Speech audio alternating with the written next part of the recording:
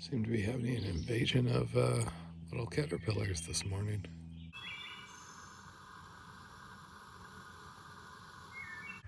And once again, this is far more pleasant with far more options visible in the morning. It was well after dark by the time I got here last night. So you can see it kind of looks like I set up right on the edge of this dry creek bed. And pretty much, I was trying to avoid a whole bunch of these little thorn bushes. I'm not sure where exactly I camped last night, but I've heard gunshots, vehicles moving around, cows, coyotes. Barring major misadventure, this will be my last night in this tent. I'll probably have to carry it for another couple of days, but then I'll mail this is the 2-person Hornet off to Colorado, and then Jen and I will be in the 3-person Hornet until she leaves in August sometime. I actually think what I mistook for caterpillars this morning may have been a whole bunch of like baby centipedes. There must have been like 30 of them spread around.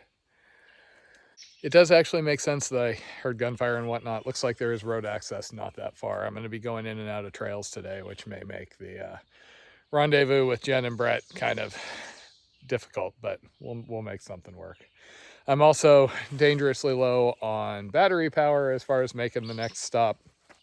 That's my fault. When I have reception, I have a tendency to answer YouTube comments and stuff like that, so I go through more battery than I should, but I still got a day and a half. Plus, Jen will usually bring a 20K. Those locals I talked to last night claimed it was going to be a dry stretch after just an atrocious amount of rain this spring. They're always like, oh yeah, you probably noticed how much rain we had. It's like, uh-huh. However, the forecast that popped up yesterday said light rain throughout the day, so we shall see. It does seem kind of dark out here. And sure enough, here comes the rain. The saving grace there was there's enough of a leaf canopy here. The water didn't really reach the tent. I didn't want to get it soaking wet before I had to mail it off. I haven't heard from Jen since yesterday morning, where I was trying to figure out that ride into town. That didn't happen. But yesterday should have been her last day of school. I'm sure she was swamped, has to say goodbye to the students, all that. And then she is flying out at, I believe, 6:45 this morning, which is the earliest she can get out of our local airport. And I think she lands sometime around 5 in Evansville, at which point somebody has been nice enough to pick her up at the airport.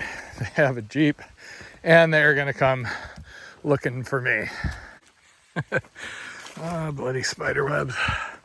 So I expect to hike alone until a few hours before dark, and then Jen shows up. I'm getting a little confused about where exactly the time zone switches, because my phone keeps randomly jumping back and forth. And it doesn't really matter, other than I kind of need to calibrate on how much daylight I have left. I am looking forward to seeing Jen. It has been since spring break, way back on the CNO, other than the occasional video call.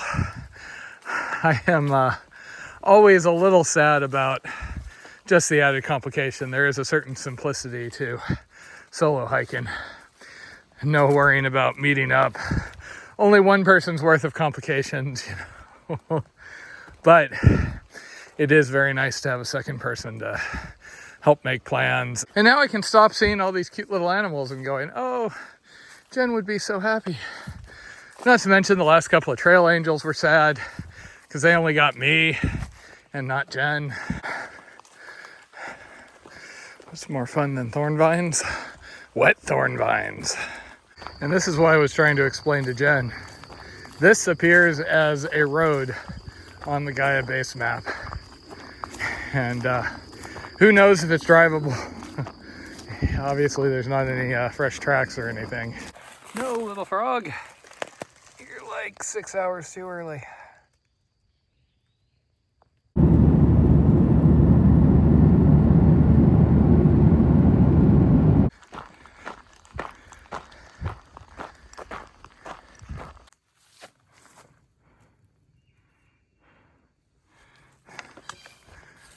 Okay, I just got to the top of the hill, was able to pull a weather report, and yep, sure enough, it is going to be a rain day.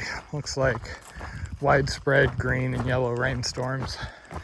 Nothing with down strikes anywhere nearby, at least so far. Plus side, it's a nice temperature this morning.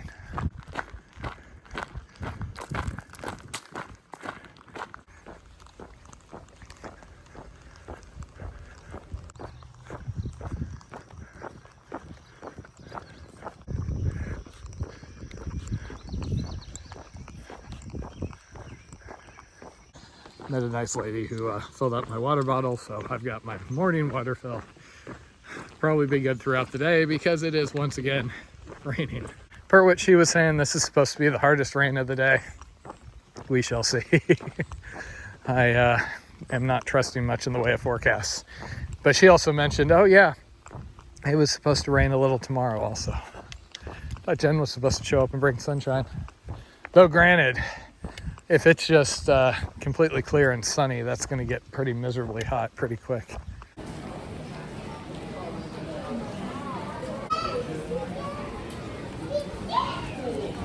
So that is actually the husband of the lady I talked to in Alton yesterday about paddling and whatnot. Lady that filled up my water. Nice guy. They have a cabin out here. So I actually got offered to stay there. Problem being it's, in a couple of miles.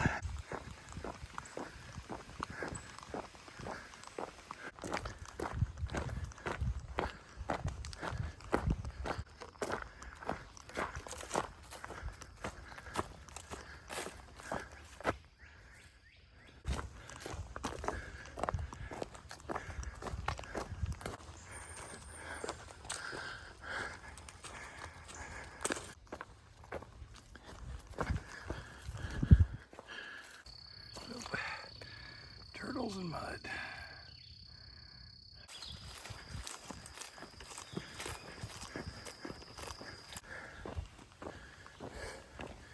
Come on, guy. Keep moving. And this is what I was telling Jen about. This is marked as a road. I walked right by it. And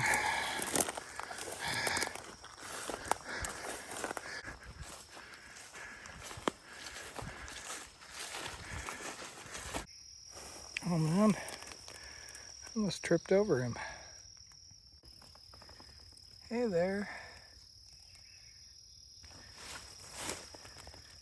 Yeah, I'll leave you alone, don't worry.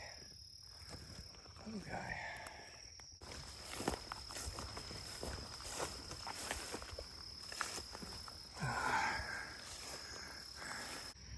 And yeah, that's what I was afraid of.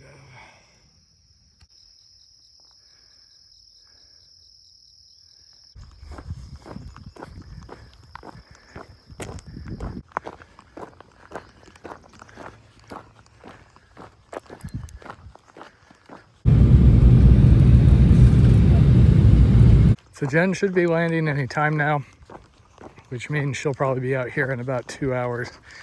Unfortunately, once I go another mile or two, it looks like there's going to be another one of these sections where I'm jumping off into trail or God knows what.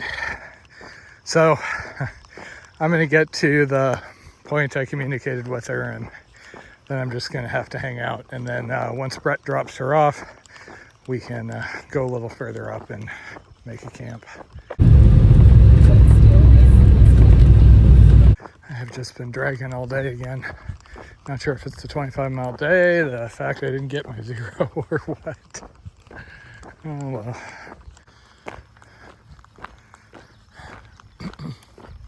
Taters has arrived. Hey, how are you? Nice to meet you. Brett, I take it? It's Brett, yep. Yeah. Thanks so much for coming. Oh well, Taters' flight gets canceled and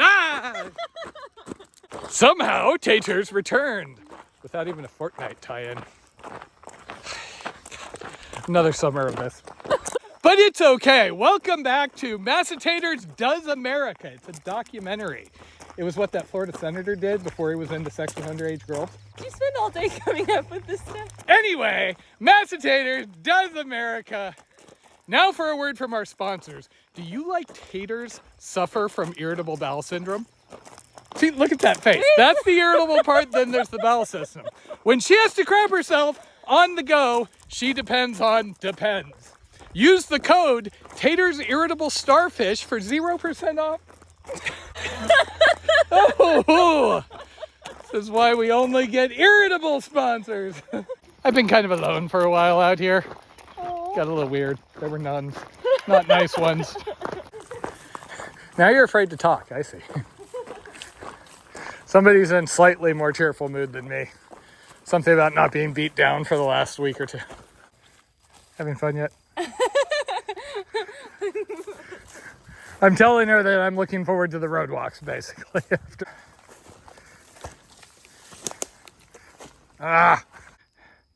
Perfectly on trail. I'm so happy I'm not rocking on a road. This is a great way to start out. Okay, you go eat spiders.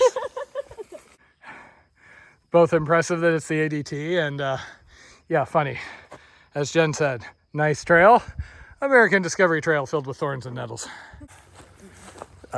Smoke.